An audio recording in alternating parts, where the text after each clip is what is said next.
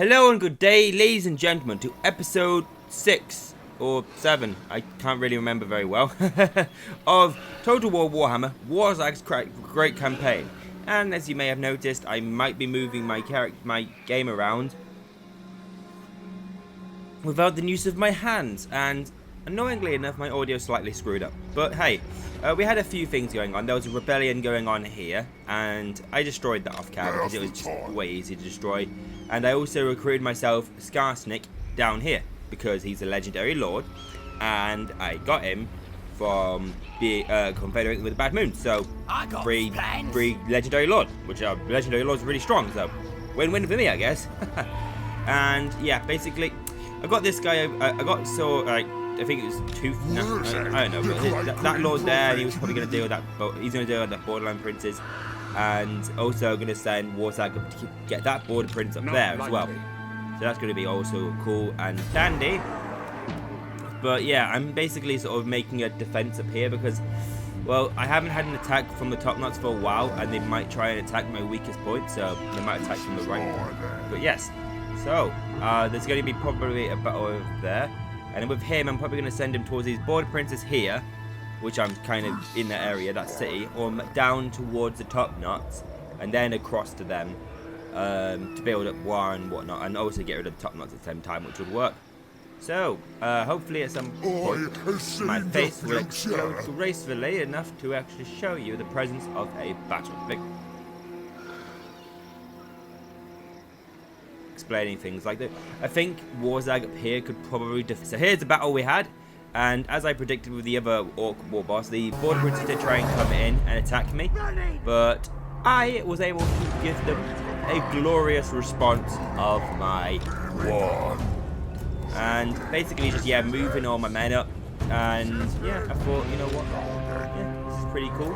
I like their setup's pretty interesting. The great swords are always a big nuisance for me. And I'm also going to show you the Border Prince Lord while I'm waiting for my army to march up. It looks pretty cool. Pretty fine, pretty fly. Pretty badass looking. But yeah, I'm starting to scream up the battlefields with my glorious powers of war and madness. I was going to move back a tiny bit because I always lean forwards into my chair, and I'm like, I'm going to basically talk to you like this now, guys, and stuff like this.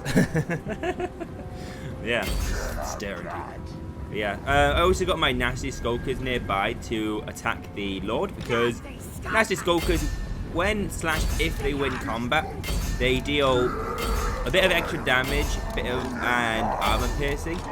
So, oh no, I think they deal poison damage, and they deal armor piercing damage, or something like that. I can't really fully remember, but yeah, just charging everybody up. I should have really had them all do a group attack, and just have them all march up at the same time, and then individually order them. I need to get into a habit of doing that, because I put them in groups for kind of a reason, but then I can, so as they start moving up, I can then have them attack the units I want them to attack. And yeah, this combat over here didn't quite go very well, because those boys got stomped by those Empire Knights. Even if they are big uns, and big uns have very slight, like plus 8% damage to large targets. It's not like that great. But yeah, a good swoop round there from the other Orcs, because I went to go and attack their archers, and I then had them, as the archers were running away, had them then target to the rear of them. But yeah, I also got my boar boys just there as well, just in case, like waiting for the right opportunity to attack. And now I'm going to have them trying to flank round and just slightly disrupt the archers. I don't think they're going to really win. And then I thought, actually, these Empire Knights are running away. Those could be clean-up duty to make sure they stay away. And yeah, my warlords and my spears and just having some fun. And I thought, actually, even though they are halberds, I'll just charge my lord in there just to do a little bit of a leadership debuff to them. And yeah, just lots of them. And also, I was really silly with these savage orcs, and I was just letting them get shot by these pistoliers. And as you can see, they got severely weakened because of the pistoliers. The savage orcs in like early game are good, but late game they have no shields. Which, saying that though, the only reason why some of my guys have shields is because they're specific added unit with the radius mod, which if you get Warhammer and you want to add a lot more units and a lot more flavor to your Total War games, the Radius's mods are just really, really good for that. They add so many units, and they do a bit of a game change as well. So, downside though is you won't be able to play the Radius mod on multiplayer unless I think your mates have Radius mod as well, and you do like a private match. But yes, this game's kind of finishing up. Yeah, the great swords are doing so much, and I thought, you know what, screw it. I'll chuck the smoke bomb in there because I know it only debuffs their speed and their charge bonus, but I think possibly also accuracy as well. But I thought, you know what, screw it. If they try and run away, or maybe just having an ability nearby might debuff their leadership or something. Yeah, I bet it's like really old, rude costs from this thing. Probably not the best idea. I know me has. Yeah, you can see my boar boys in the back just getting absolutely pounded by those archers. I think they just survived, and like they only have like a few men left. And I'm quite surprised about these board print Imperial Knights here. They're just like stood back for ages and just stood there. And then they finally decided to charge. I would have probably charged ages, a lot more ago to get the proper speed up and be able to charge right in their flanks. But as soon as they charged in, they just immediately died. Oh, it's silly. Now, yeah, at least survived that. Oh wait, no, I think they did actually. I think my Nasty Skulkers ended up dying slightly in the end. But at the moment, they are... Yeah, I was going to say, at the moment, Nasty Skulkers pretty much almost never win combat. Because it's a weird fact that they have to win combat to gain armor piercing. So you think, with the armor piercing, you would want to attack things that are armored. But then they have to win against them to actually gain the armor piercing. So it's like, you have to have something in there as well to deal damage to keep them winning combat. But I'm just keeping an eye on the actual, on the Nasty Skulkers, and it's just saying they're constantly not winning combat. It's just constantly red. I don't see any. Oh no, it's one moment. And that's because they've all broken morale, so now it's like they're winning combat, yes. But yeah, I'm just sending my whole army to deal with this Lord, because I want to get this Lord out of my face. Which sometimes, I don't know why, I try and kill their Lord, because the enemy gets a Lord. Sometimes if there's not a Lord in the enemy's army, the game would give you a Lord for free to be like, yeah, you need a Lord, guys. But I was just still, I think maybe more for the experience in the ranks, I would just decide to try and kill him. And if he's routing and he's not going to attack me, I might as well attack him as well. And the rest of it is just a cleanup duty to basically try and make this game better in my favour next time. Because if I would have just sort of ended the battle around now, oh wait, no, it's not actually ended yet because these guys will come back from round thing. I don't know why I was thinking the game ended already, because I think it's because that Lord was almost dead. But there's that. Basically, yeah, trying to kill as many of these horse archers, because horse ranged cavalry. Let me think. Yeah, ranged cavalry are a big nuisance, and I'm just sort of standing my guys here. They got shields, so they aren't going to take much damage, but the reason why I'm just standing them there is because if I try and charge them, they're going to run away like they are now and be out of range of my archers, and I wouldn't be able to actually kill them, so that would end this. So if I would have charged them, they probably may have been able to run away with a full army, full unit, but I was able to kill an extra few more. Yeah, I lost a few of my own defense, but it's more efficient for me to be able to do that and take a few casualties myself, but then maximize the chances of fully wiping out their army instead, because I can replenish, because I was already in my territory. But yeah, close victory. I would agree with that was a close victory. And yeah, so yeah, you can see some of the kills here. Great swords did a lot of damage, 134 kills. But yeah, here's another battle as well, and I sent Warzag to attack a city because, well, not attack a city, he was defending against the city, because these border princes have been constantly attacking one of my cities and just sacking it and sacking it and sacking it. And yeah, I was like, I'm not having any of this. I'm gonna have you absolutely wrecked and destroy the absolute living hell of you. It's like this unit, you can just sort of see them there, like there's like the catapult around, like near the middle of, like, a tiny bit to the right of the screen. And then after that, there's like these weakened units. They're literally the garrison, which I was kind of around because the AI didn't really run away because they thought, it's just a tiny garrison, I guess. But yeah, I was really silly in this point because I noticed their lords were charging in. And I was like, hang on, where are my lords? Where's my giant? And I realized because I didn't have them grouped in with my main melee unit, I didn't remember to actually move them up with the army, so they're going to be a bit late, which is crucial. I'm very glad I was still able to win this fight, but I took so many casualties that letting them get in. I also was going to go and charge in the squig hoppers, but I realized those spearmen would probably intercept me, so I had to move around. But yeah, the giant's going to come in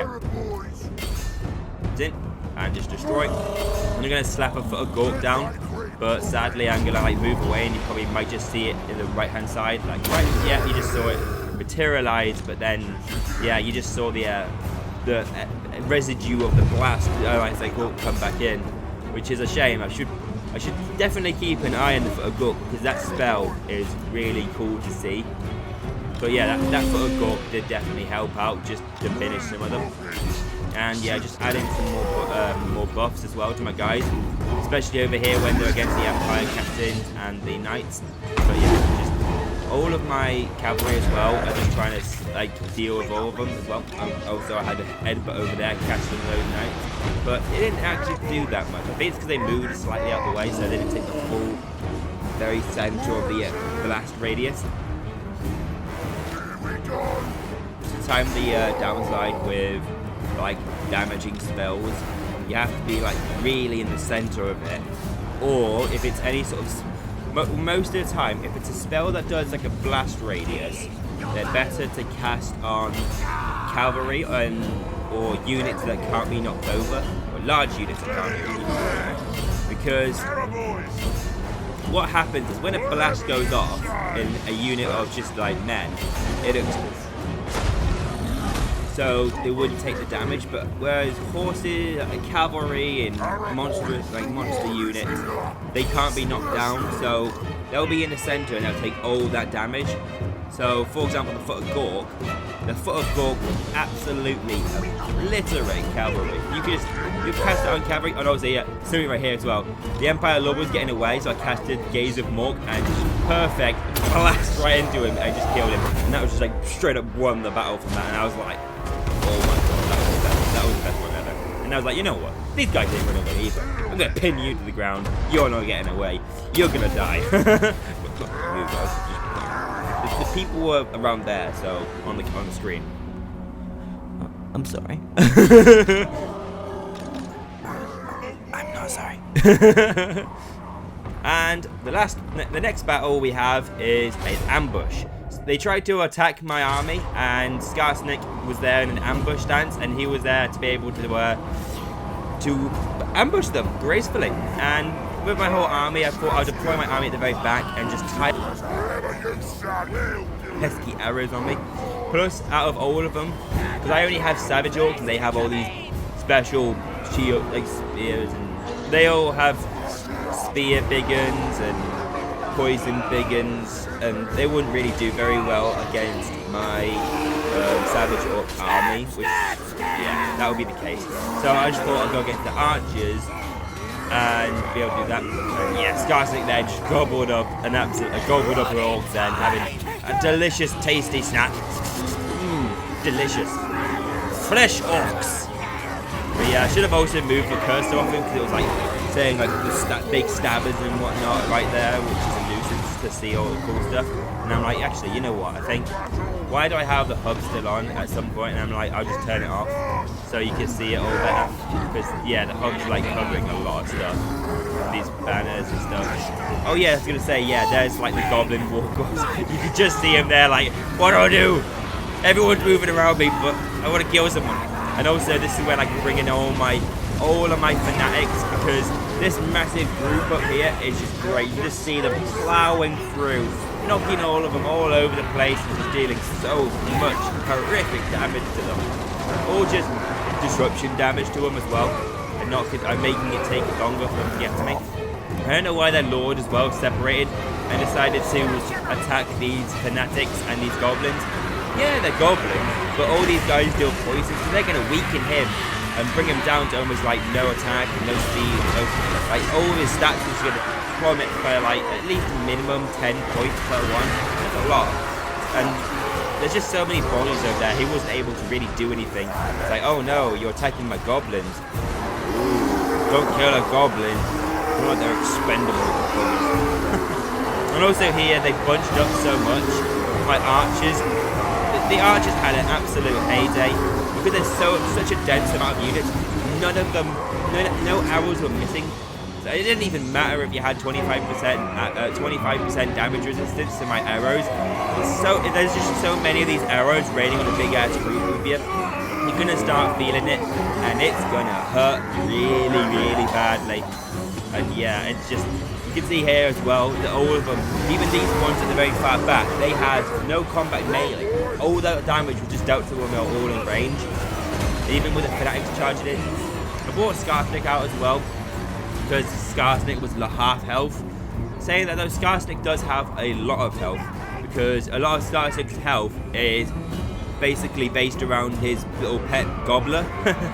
This massive giant uber squig.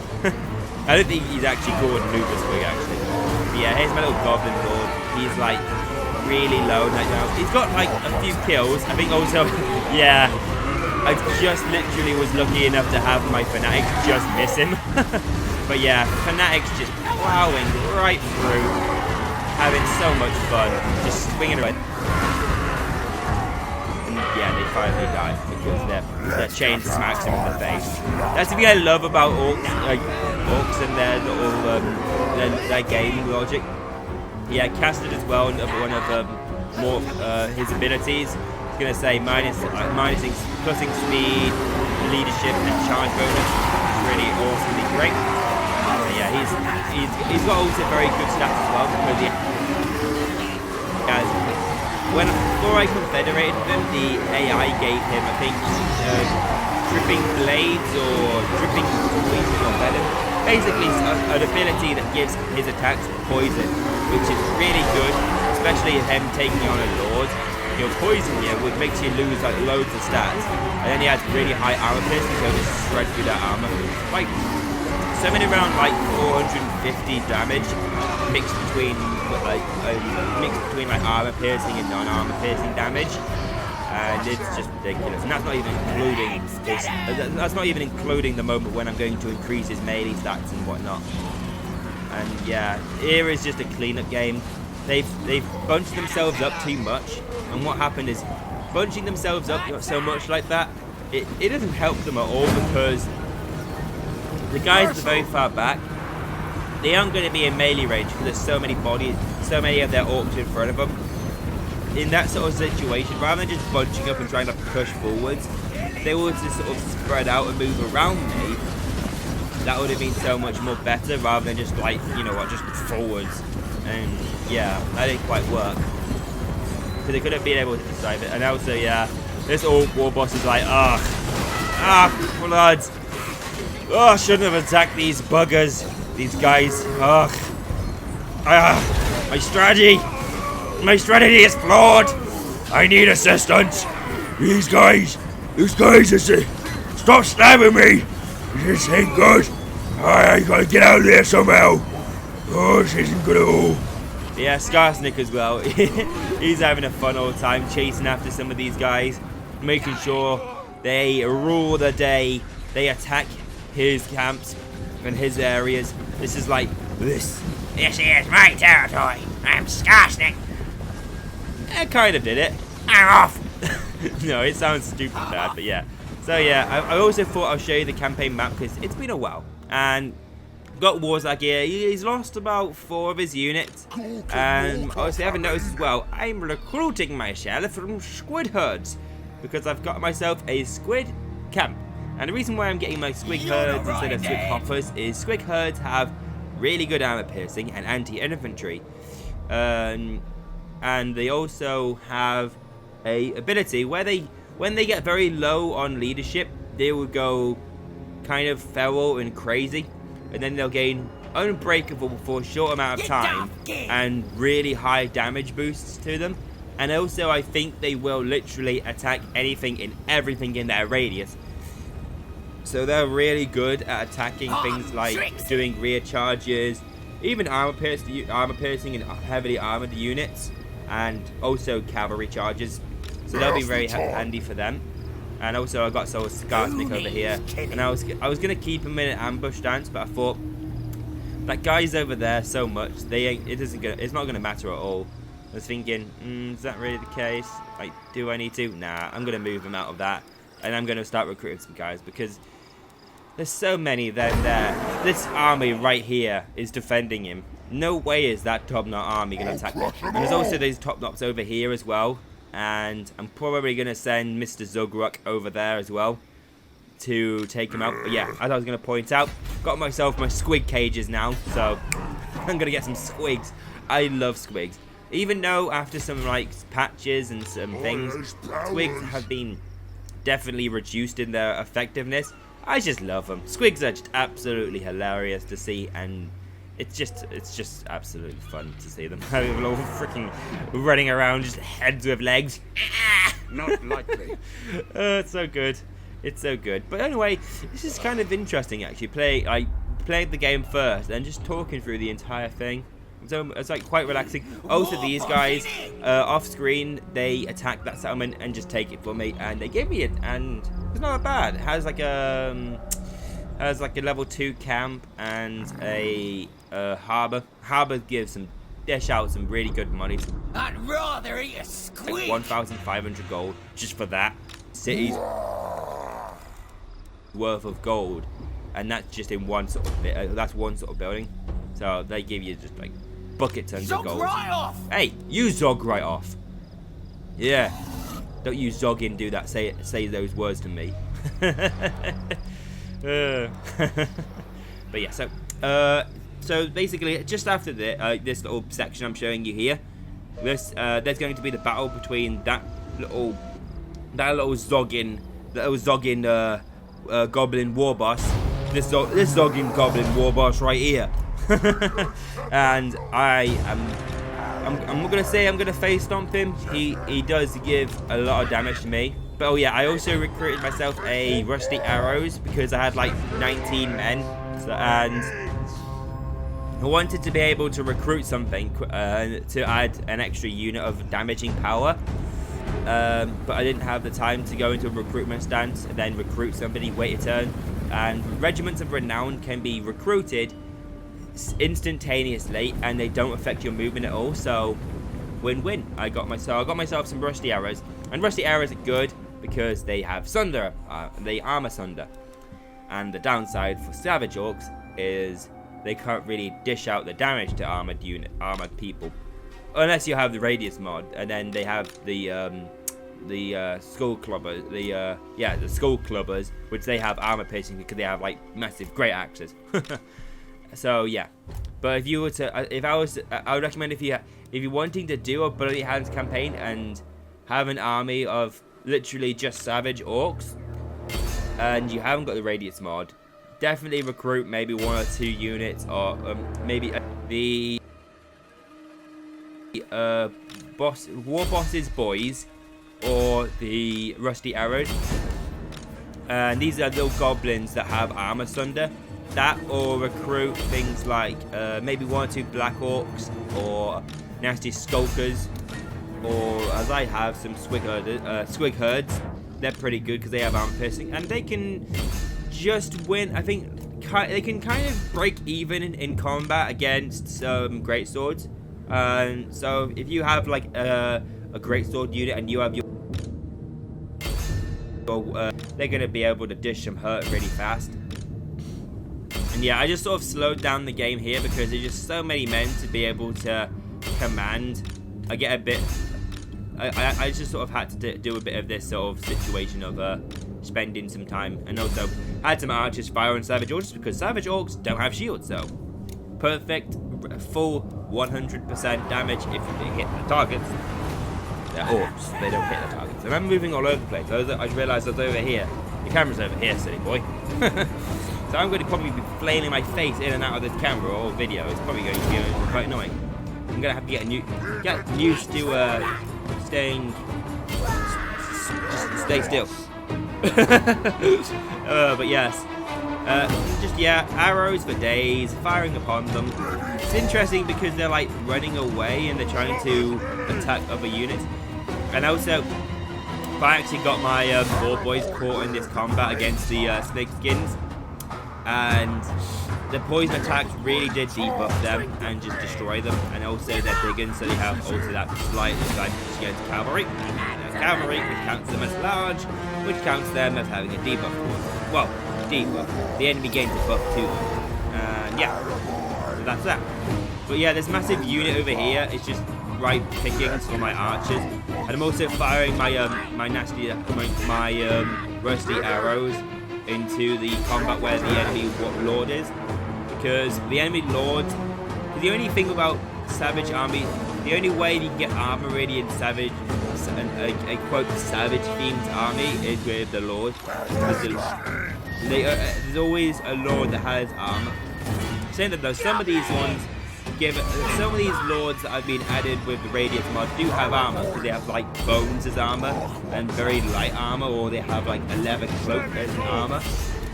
So it's not much. And these guys, my boar boys are so weak, but I wanted to stop this combat, so I just charged them in a tiny bit, and then I just moved them back out immediately, just so these archers can really start firing some arrows at them.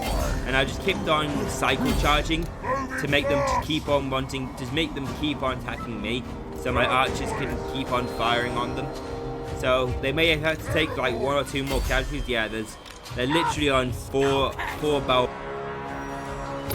And just in case, I thought I'll pop my smoke bomb in case they need to run away or something like that.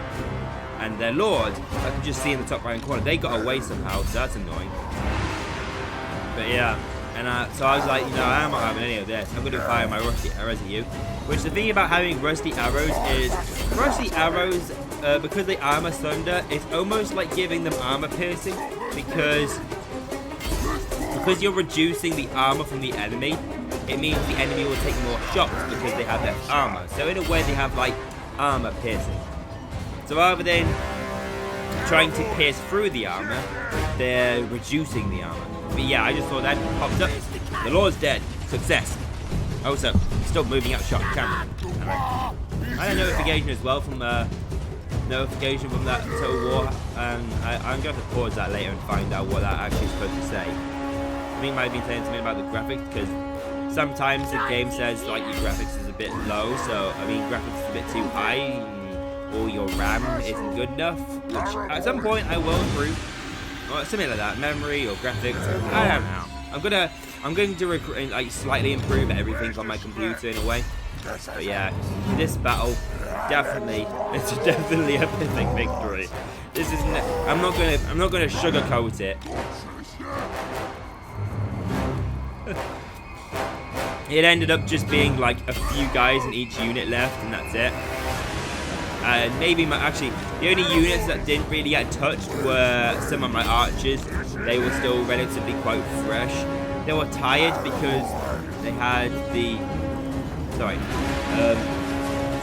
were tired because they have like fired their arrows, and that's the way that archers get tired, is by firing their ranged weapons, which is kind of weird. Like, instead if you had like a rifle and you would fire a rifle, you get tired from that. Don't know. I guess the shock or something like that. The shock of firing it into recoil. But yeah, I think that's what makes it tired in the game. There are some units though that can end. Beastmen, Centaur. I think they're Centaurs. Yeah. Basically, yeah, Centaur horde archers. They don't get tired at all from firing or moving around. Very, very good for them. It means they stay fast throughout the entire battle. But yeah, I was just thinking here, like, yeah, they're starting to break leadership. You know what? Get out your axes, lads. Smack him in the face. Because if I tell them to go into a melee stance rather than firing, they'll take a melee charge, which is not good. Not good at all. So getting out my charge bonus, and I think I'll be able to deal more damage like that. But yeah, I was gonna say I just got my arch. Only like probably what 5 archers, which says we've got a little taskbar down there. But they might be able to fire like at least maybe 2 or 3 volleys of arrows and deal some damage. We're gonna need a readjustment camera because I feel like it's in the wrong position. I would normally lock my chair up against like a little thing here. Yeah, seems right now. It seems pretty better. If I just keep my body in this position. Ooh. Yes. Definitely a very pippy victory. Everyone's starting to break leadership now. And ta-da! I'm gonna just like show you the thing here, so it's like, yeah, it's a perfect victory. And also just trying to get in a few extra kills. Yeah. Perfect victory. But yeah, now the campaign map. Very close to getting my little squig hoppers. Can't wait to unleash those little blighters on the enemy. Especially these. It's probably best to have these little squig herds up here near the border princes. Also, there's some. There's a Beastmen tribe. I think they're the Jagged Horn tribe. I think I remember by the way their banners sort of end. And I made a non-aggressive pact with them, and they're attacking the border princes. And I'm like, fair play, dude. Do you want to attack the border princes? Attack them. Kill them. Stab them. Murder them. Little Goblin War was able to deal with them, and I'm just moving up. Moving forward, recruiting some men. Moving forward, recruiting some men. And I was able to get a lot of money from that as well. Somehow, my little goblin that attacked that settlement was able to give me like almost 10,000 gold, and I was like, good, delicious. But yeah, very good, very good. And yeah, just showing, so like, yeah, recruiting some dudes. Also, I recruited a regiment of renowned goblins here because I got myself the Skarsnik's Bad Moon banner, and it gives you so much stuff. There's a goblin unit, unbreakable, plus 5 melee defense, plus 5 melee attack, and fear. The reason why that's also good is the goblins I recruited, they have armor sunder, poison attacks, or probably both in a way, and they also have a load of other abilities as well. They have immune to psychology, so they don't get feared and terrored themselves. And yeah, it's just so many other things. They're pretty. That unit is going to be really, really good to do. And they also have Stalk, and I think they have Vanguard deploy, so I could deploy them almost quote anywhere on the battlefield as long as it's not in their sort of deployment. So they'll be able to do a lot of damage, and also it's an ability I can actually get a noose out of. Because I've been only recruiting these Savage Orcs other than that catapult as well, which I thought I'll get this catapult. Because that catapult's really good because it has something called Blind, which minuses like 30 to their armor. Minuses like 30 to their speed and some other stats to them. But yeah, it's like the Great Green Wallop, I think the ability's called for this catapult.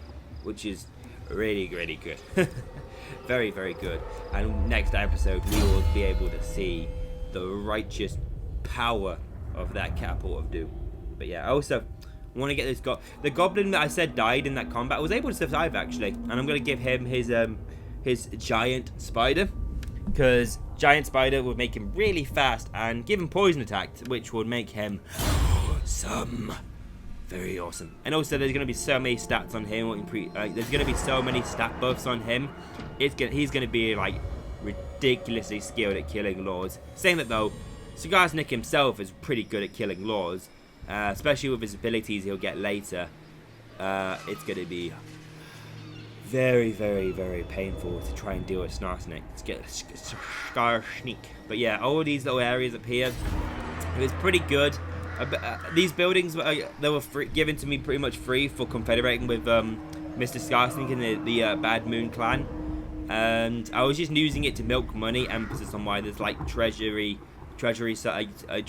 in like every single city.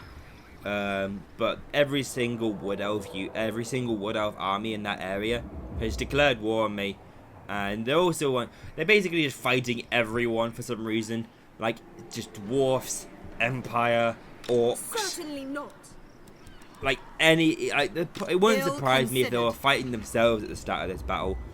For some reason, they just want to, like, they get really, really edgy when you get near their territory. It's just ridiculous how, how sort of like super cautious they get. Like, there's no army there at all. There's not like a chance I'm going to declare war on them. But they're like, oi, you, back off. So yeah, that was that. So yeah, I'm going to call this episode here. There's not like really much to sort of explain to you about. Yeah, I was going to say as well, I've got Carrick 8 Peaks, which Skarsnik is really loving. Skasrnick has like a weird like fetish for Carrick 8 Peaks. He's like, that cave, they got some top-notch caves in there. That's some top-notch caves. Also, I was going to confederate with the orcs, but I was thinking, well, at the moment the dwarves are at war with these greenskins. So if I confederate with the greenskins, which I can do, I will easily be able to confederate with the greenskins.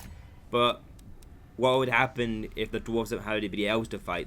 They're literally only fighting them and me. Maybe someone else. Like, so I'm going to call this video here. So yeah, if you enjoyed this video, leave a like. That tells me all the information. And how this interesting video is intriguing to you. And see you in the next videos. And you can subscribe so you can find these videos ASAP when I upload them. And you can also follow me on Twitter and Facebook. I left them in the description to my videos and to all my videos. See you later. Goodbye.